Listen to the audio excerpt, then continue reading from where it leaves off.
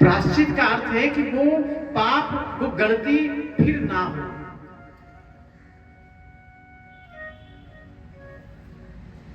बोले बाल कृष्ण भगवान जय। और कहा कि मेरे पास केवल 7 दिन पड़े हैं, इन 7 दिन में मेरा उद्धार कैसे होगा।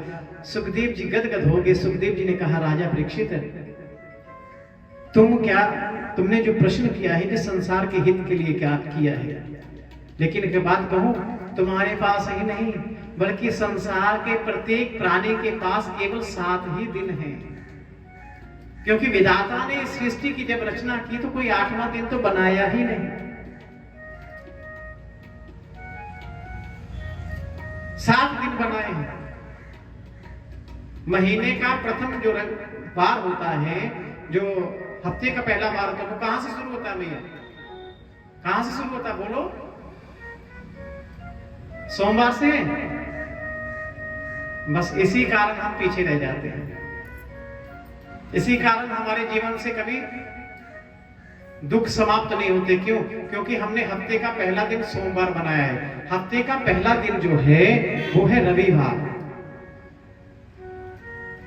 और जीवन में जिस सप्ताह का प्रथम वार हो और वहां से जो शुरुआत की जाए, आखिर में तभी हमको प्रसन्नता मिलती है। हम रविवार के दिन को क्या करते हैं? कोई धर्म कर्म नहीं करेंगे, छुट्टी, और सोमवार को कार्य करते, इसलिए शनिवार तक दुखी रहते हैं। वास्तव इन 7 दिनों में ही इंसान का जन्म होता है, इन 7 दिनों में वो बड़ा होता है, इन 7 दिनों में एक दिन में ही वो स्कूल जाता है, इन 7 दिनों में ही उसका विवाह होता है, और इन 7 दिनों में एक दिन ही उसकी मृत्यु होती है। 8वां दिन कोई नहीं बना। कहा, राजा परीक्षित, आप चिंता ना करो, आपके पास तो 7 दिन पड़े हैं। मानधाता के पास में केवल 2 मुहूर्त पड़े थे, 1.5 घंटा। तुम तो धन्य हो, 7 दिन पड़े हैं और 1.5 घंटा क्या होगा? केवल 2 मुहूर्त में ही मानधाता ने मुक्ति प्राप्त कर ली, वैकुंठ प्राप्त कर लिया। अब जहां राजा परीक्षित ने प्रश्न किया कि महाराज आप ये बताइए अब कि मेरी उद्धार का, इस संसार का जो भी प्राणी मृत्यु के द्वार पर खड़ा है वो अपने उद्धार के लिए क्या करे? तो कहा, इसके लिए 2 रास्ते। सुखदेव जी कहते हैं 2 रास्ते। पहला रास्ता जो बताया गया है थोड़ा सा कठिन है। क्या है? पहले यम, नियम, आसन, प्राणायाम, प्रत्याहार, धारणा, ध्यान और फिर समाधि।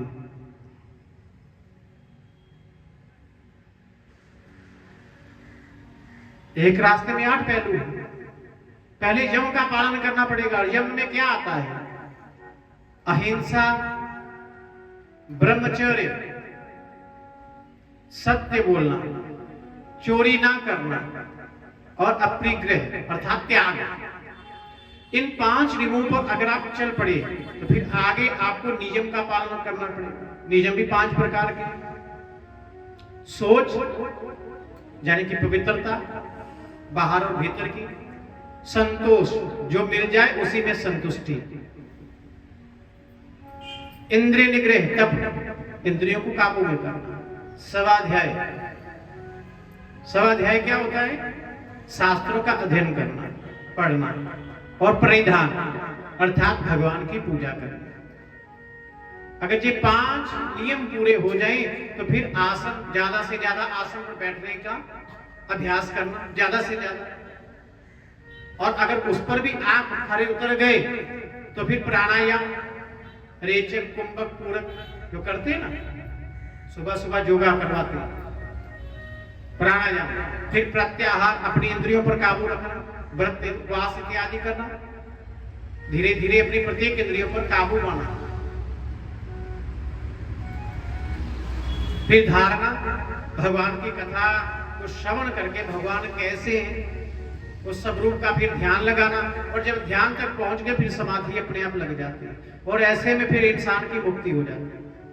हमारे 7 दिन पड़े हैं, 7 दिन में इतना लंबा चौड़ा कौन इंसान करेगा? जिसको पता मेरी मृत्यु ऊपर नाच रही है वो तो बैठ नहीं सकेगा, 3-3, 4-4 घंटे बैठ नहीं सकता वो कथा में, क्योंकि कथा में 3 घंटे बैठना ये भी एक तपस्या है भैया। कथा में बैठना कोई साधारण बात नहीं है, कथा को श्रवण करना कोई साधारण बात नहीं, ये भी भक्ति है। 9 प्रकार की भक्ति में श्रवण प्रथम भक्ति है।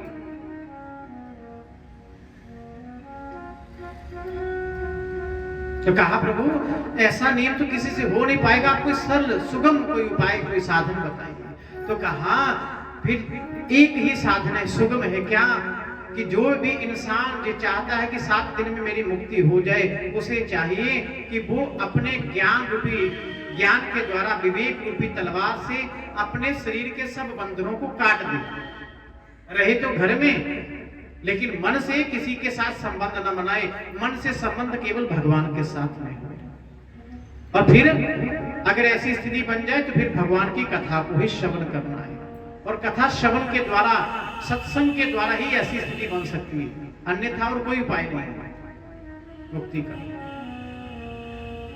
अब जहां राजा परीक्षित ने अगला प्रश्न किया, क्या कि प्रभु एक बात बताइए कि वो परम दयालु कृपालु भगवान इस सृष्टि की रचना कैसे करते हैं?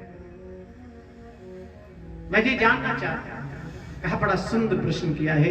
यही प्रश्न एक बार विदुर जी ने मैत्रेयी जी से किया था। कहा विदुर जी और मैत्रेयी जी का मिल कैसे हुआ, कहां हुआ? कृपया करके आप मुझे सारी कथा विस्तार से सुनाइए।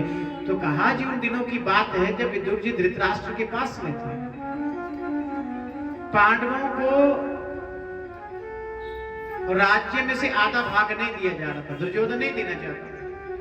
विदुर जी ने धृतराष्ट्र को समझाया कि देखिए राजन, वास्तव में आप जिसकी गद्दी पर बैठे हो ये तो पांडु की उन्हीं का राज्य है। उन्होंने अपने सिंहासन पर भी मर्जी से अपनी इच्छा से आपको बिठाया है। वास्तव में ये राज्य तो उन्हीं का है ना। तो युधिष्ठिर इत्यादि उनके 5 पुत्र हैं। चलो आप उनको आधा राज्य नहीं दे सकते, मत दो, उनको 5 गांव ही दे दो। दुर्योधन ने बात सुन ली। दुर्योधन ने कहा अरे ओ दासी पुत्र, खाता हमारा है और पांडवों के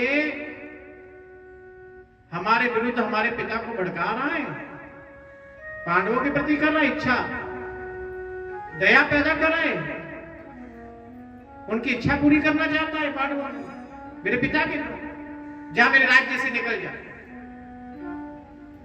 विदुर जी साक्षात धर्म थे। मांडव्य ऋषि के शाप से धर्मराज ही साक्षात विदुर जी बने थे। विदुर जी को राज्य से निकाल दिया। विदुर जी बेचारे दुखी होकर निकल आए बाहर, राज्य से बाहर दूर एक नदी के किनारे कुटिया बनाकर रहते हैं पति पत्नी दोनों।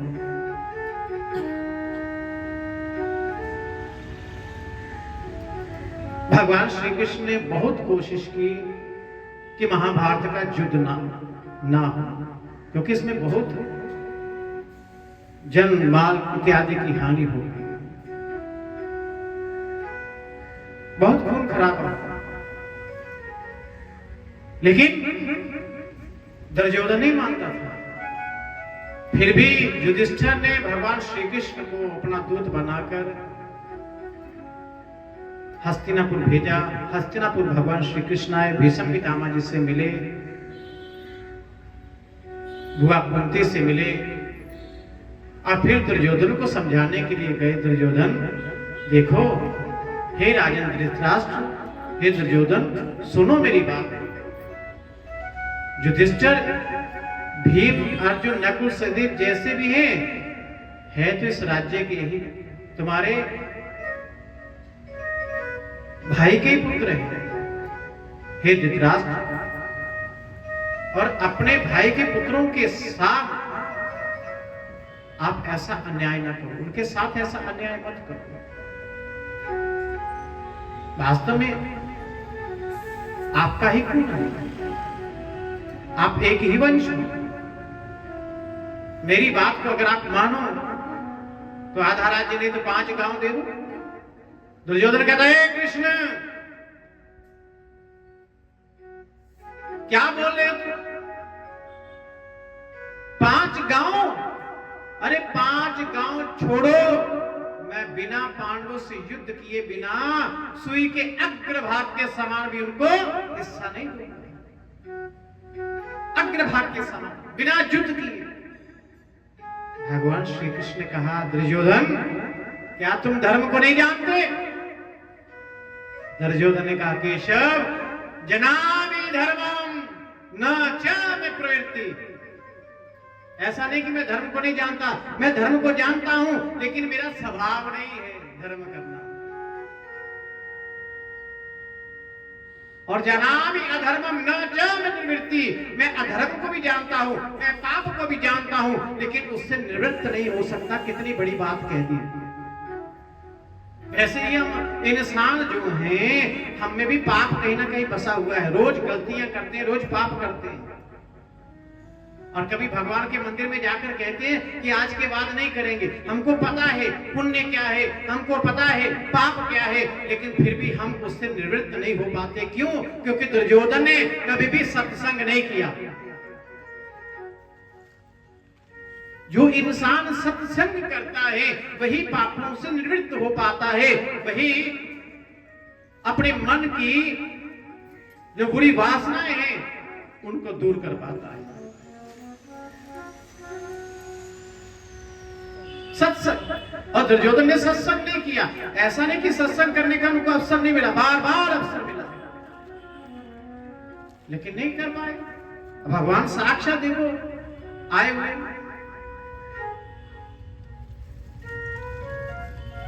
लेकिन नहीं मिला।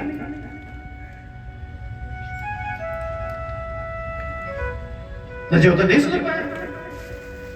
भगवान ने कहा ठीक है, फिर अब की बार जो विनाश होगा उसका दोष मुझे मत देना। क्योंकि भगवान ने पूरी कोशिश की।